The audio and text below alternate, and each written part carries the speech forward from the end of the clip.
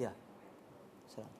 Saya ingin tahu kumpulan Syiah, kawan saya Syiah itu mengatakan Yazid ibn Muawiyah yang telah membunuh Hussein. dan Tuan-tuan. lagi saya ingin tahu adalah di masjid mereka di London terdapat lukisan Rasulullah. Dia kata gambaran itu daripada wali-wali yang 12 itu. Okey. Tuan-tuan dan puan sekalian, pertama sekali tentang pembunuhan Hussein. Jelas ini satu pendustaan ke atas Yazid ibn Muawiyah. Sebenarnya Hussein dibunuh oleh siapa? Syiah sendiri. Sebab kalau kita lihat dalam sejarah bagaimana Ibnu Abbas radhiyallahu anhu dan Abdullah ibnu Umar bila mendengar Hussein ni dia dapat surat. Jemput dia pergi ke Kufah. Kalau hang mai ke Kufah wahai Hussein, kami akan jadi hang sebagai pemerintah kami. Khalifah kami. Hussein, tuan-tuan dan puan sekalian, bila membaca jemputan ini, surat ini, maka dia pun nak pergi. Ibnu Abbas dan Ibnu Umar bila mendengar kata Hussein nak pergi, dia pergi cari Hussein. Ibnu Abbas khususnya. Pegang Hussein, teriak tak bagi Hussein pergi. Suruh duduk juga, tunggu dalam pemerintahan Yazid ibn Muawiyah. Kita tak nafikan berlaku kesilapan, berlaku kezaliman pada ketika itu. Apabila seorang panglima tentera beliau yang terkenal, iaitu Hajjaj bin Yusuf Al-Thaqafi, terkenal dengan kekejamannya, membunuh beberapa orang sahabat Nabi. Tapi nak cerita bagi bagaimana Ibnu Abbas, Ibnu Umar dan sahabat-sahabat Nabi yang lain memahami qadiyah ini. Perintah asal Nabi, jangan keluar daripada pemerintah. Kena sabar, Ustaz. Kita lakukan perubahan secara berperingkat. Tetapi Hussein dalam keadaan ini berijtihad, tuan-tuan dan puan sekalian. Lalu dia berhijrah. Dia pergi juga ke Kufah. Dia meninggalkan Makkah. Dia meninggalkan Madinah. Dengan kehendak dan izin, dengan kehendak Allah Subhanahu wa taala, dia dibunuh dalam perjalanan dia sebenarnya oleh puak-puak Syiah sendiri. Sebab Ibnu Abbas dah bagi tahu dekat dia, puak-puak Kufah ni tak pernah mereka ini dalam sejarah bercakap benar. Mereka telah melakukan pendustaan kepada nenek moyang kamu terlebih dahulu. Jangan pergi. Nabi SAW sendiri dah sebut tentang bakal munculnya tanduk-tanduk syaitan daripada sana. Nabi dah sebut. Sebab itu di antara tentera Dajjal yang bakal muncul bersama-sama dengan Dajjal di akhirat kelak adalah puak-puak Yahudi daripada Asbahan. Asbahan ni mana?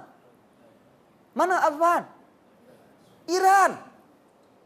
Di Iran pada hari ini, masjid-masjid Ahlussunnah wal Jamaah ada berapa? Boleh bilang? Nak cari pun payah. Nak cari payah masjid Ahlussunnah. Yang dibesar-besarkan, yang dibiar besar, apa dia? Rumah-rumah ibadat puak Yahudi. Jadi tuan-tuan dan puan sekalian, ini adalah penipuan-penipuan puak-puak Syiah. Mereka kononnya menggunakan sejarah, tetapi sejarah yang telah diputar belikkan. Sebab itu sumber agama kita dengan mereka tak sama. Mereka mengambil agama daripada orang-orang mereka. Mereka ada kitab hadis, mereka ada Al-Kishi, Ma'rifatul Rijal. Kitab Rijal mereka, kitab perawi hadis mereka. Kita tak pakai kitab Kishi.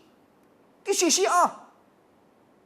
Kita pakai kitab-kitab Rijal Ahli Sunnati wal Jamaah. Kita pakai kitab Al-Imam Al-Zahabi, kita pakai kitab Ibnu Hajar Al-Asqalani, kita pakai kitab Al-Imam Al-Mizzi, kita pakai kitab Ibnu Abi Hatim, kita pakai kitab Imam Ahmad Ibn Hanbal. Kitab-kitab ni yang kita guna. Depa sumber agama depa lain. Depa ada kitab fiqh mereka sendiri. Al-Fiqh, karangan Imam depa Asy-Syirazi. Itu macam mana kita nak kata depa sama dengan kita? Sumber agama yang berbeza. Itu satu. Yang soalan yang kedua tentang gambar Nabi. Tuan-tuan dan puan sekalian, koklah kata Aisyah nak lukis gambar Nabi tinggal kat kita, tak ada. Tak ada seorang sahabat Nabi melukis, melakarkan gambar Nabi, tinggal gambar Nabi kepada kita. Sebaliknya mereka menceritakan bagaimana raut wajah Nabi. Takat itu saja. Nama kata gambaran berbentuk lukisan, dalam hadis Nabi SAW telah menyebut, la'anallahu al-musawwirin. La'anallahu al-musawwirin. Allah laknat al-musawwir ini. Musawwir dalam erti kata orang yang buat bentuk berhala ataupun orang yang melukis makhluk-makhluk yang bernyawa. Jadi benda-benda ni dah ada dalam hadis-hadis Nabi SAW. Sehingga kan di akhirat kelak bagi manusia-manusia yang melakarkan sama ada lukisan ataupun bentuk batu berhala yang bernyawa, apa kata Allah kepada mereka? Ahyu ma khalaqtum. Hidupkanlah apa yang telah kamu ciptakan ini. Jadi kita kena berhati-hati dengan lukisan. Jadi mana mungkin tuan-tuan dan puan-puan sekalian, ia datang daripada Nabi. Sedangkan dalam rumah Nabi sendiri Nabi marah. Nabi suruh keluarkan lukisan-lukisan yang bernyawa daripada rumah baginda SAW. Mana mungkin Nabi bersabda ataupun Nabi mewasiatkan agar gambar Nabi dilukis, membenarkan gambar Nabi SAW dilukis dan diedarkan.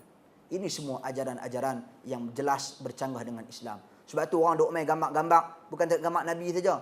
Gambar Syekh Abdul Qadir Jilani, gambar kawan ni, gambar wali zaman ni, gambar wali zaman ni. Tuan-tuan dan puan sekalian, ini semua cerita-cerita karut.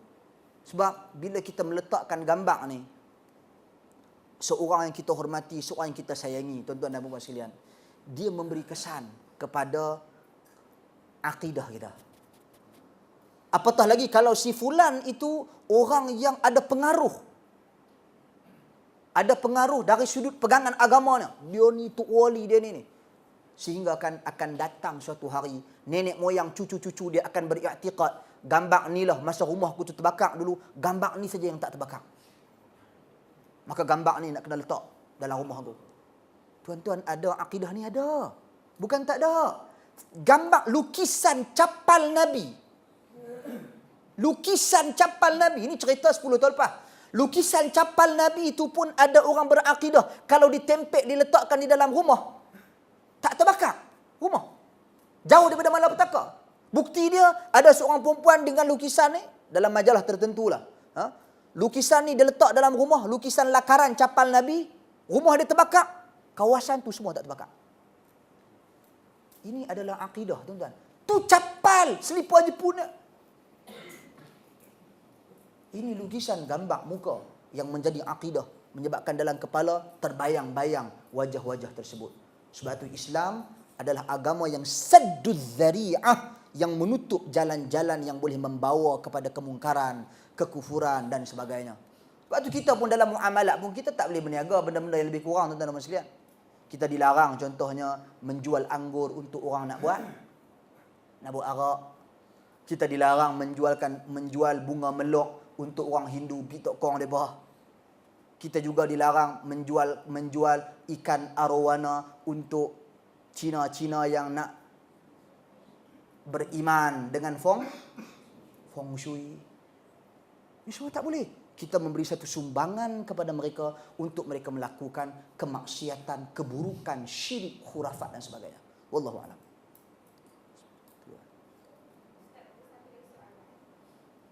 Kawan saya yang Syiah, sebenarnya dia dulu Sunni, tapi dia kahwin dengan orang Iran. Jadi dia tukar duduk kat London. Dia beritahu saya pasal perang di antara Aisyah. Dia banyak sayangnya banyak mengurut-urutkan Aisyah. Peperangan di antara Aisyah dan Ali bin Talib. Saya tak tahu faham. Datuk atau Kiana bagaimana? Okey, Siffin, peperangan Siffin. Peperangan Jamal, tuan-tuan dan sekalian. Peperangan Jamal antara Aisyah radhiyallahu anha dan Ali. Tuan-tuan dan puan-puan sekalian, kita kena faham cerita ni. Daripada peburuklah Aisyah radhiyallahu anha. Tuan-tuan, Aisyah radhiyallahu anha dalam perjalanan menuju ke Ali bin Abi Talib bukan untuk berperang. Hadis asar-asar daripada Aisyah banyak tentang ni. Di antara ulama yang menulis tentang sejarah ni secara detail adalah Ibnu Al-Arabi. Dalam kitab beliau, minta maaf, itu pertengkaran antara Ali dan Muawiyah, Al-Awasim Al-Qawasim. Ibnu Katsir pun ada tulis. Bahkan dalam kitab-kitab sirah. Kitab-kitab sirah ni, kitab sirah Ibn Ishaq pun ada, kitab sirah Ibn Hisham pun ada. Kitab-kitab sirah sama ada Ibn Katsir, kemudian penjelasan tentang peristiwa ini oleh Ibn Taymiyah rahimahullah. Bahawasanya apa yang berlaku antara Aisyah radhiyallahu anha dan Ali adalah perancangan jahat golongan-golongan al-munafiqun dan golongan-golongan Syiah sendiri. yang ta'assub yang melampau kepada Ali. Sebab munculnya Abdullah ibn Saba la'natullahi alaih adalah pada zaman siapa? Zaman Uthman. Dia orang yang mula-mula mengatakan Ali itu adalah Tuhan. Walaupun dia tak menyebut perkataan Ali adalah Tuhan, dia tak sebut perkataan tu, tetapi dia mengatakan bahawasanya apabila Ali menjatuhkan hukuman ke atas orang yang mengamalkan sihir, Ali bakar dia. Dalam hadis Nabi SAW, tak boleh kita menyiksa orang tu dengan api, melainkan Tuan bagi segala api, yakni Allah. Bila tengok Ali buat macam tu, maka dia kata Ali adalah Tuhan. Ali melakukan apa yang Tuhan lakukan. Jadi dia orang yang mula-mula membawa pemikiran. Sebab tu Syiah dia ada pecahan pertama, dia adalah Syiah As-Sabaiyah. Syiah Sabaiyah daripada Abdullah ibn Sabah. Jadi Aisyah ni dengan Ali macam mana boleh bertembung, tuan-tuan dan puan sekalian? Ijtihad Aisyah. Dan Aisyah dalam perjalanan nak pergi tu yang mereka tuduh kata perang, Aisyah nak pergi perang dengan Ali bin Abi Talib, tak mau iktiraf kekhalifahan Ali bin Abi Talib radhiyallahu anhu. Aisyah sebenarnya pergi nak cari perdamaian, sebut dalam hadis. Bahkan dalam kitab, kalau baca kitab karangan Dr. Yusuf Al-Wabil, Ashratus Sa'ah fi Dawil Kitabi wa Sunnah, tanda-tanda kiamat menurut Al-Quran dan Sunnah, dia sebut sedikit tentang hadis ni. Hadis yang mana Aisyah radhiyallahu anha nampak anjing dalam perjalanan dia. Dia teringat akan sabda Nabi SAW, kalau ada anjing tu patah balik, kata Nabi. Tapi kata Aisyah kepada sahabat-sahabat yang lain, walaupun nampak anjing ni, tapi kita nak pergi nak berdamai, bukan kita nak pergi perang ni. Maka mereka pergi juga hasil ijtihad. Tetapi oleh kerana wujud manusia-manusia kufar di kalangan tentera-tentera Ali bin Abi Talib radhiyallahu, bukan salah Ali. Kerana Ali naik, tuan-tuan dan puan sekalian, dalam keadaan yang bercelaru. Ali naik, Muawiyah nak cari pembunuh Uthman. Ali naik tak dan lagi nak bina dia punya kekuatan. Ali bin Abi Talib radhiyallahu anhu. Jadi Ali sendiri mengakui dalam tentera-tentera dia ada golongan al-munafiqun. Dia sendiri akui perkara tersebut. Sebab itu Muawiyah bila dia naik, apa kata dia? Betul apa yang Ali kata dulu. Muawiyah sendiri mengakui.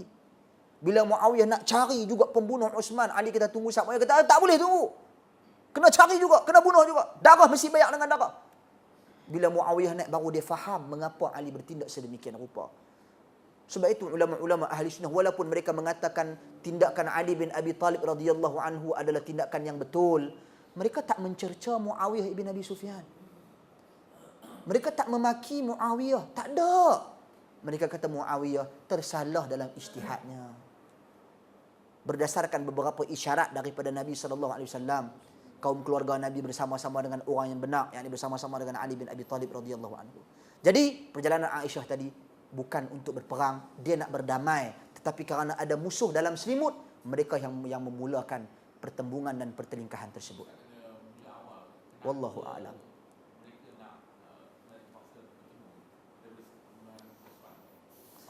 Cerita dia panjang, saya rasakan.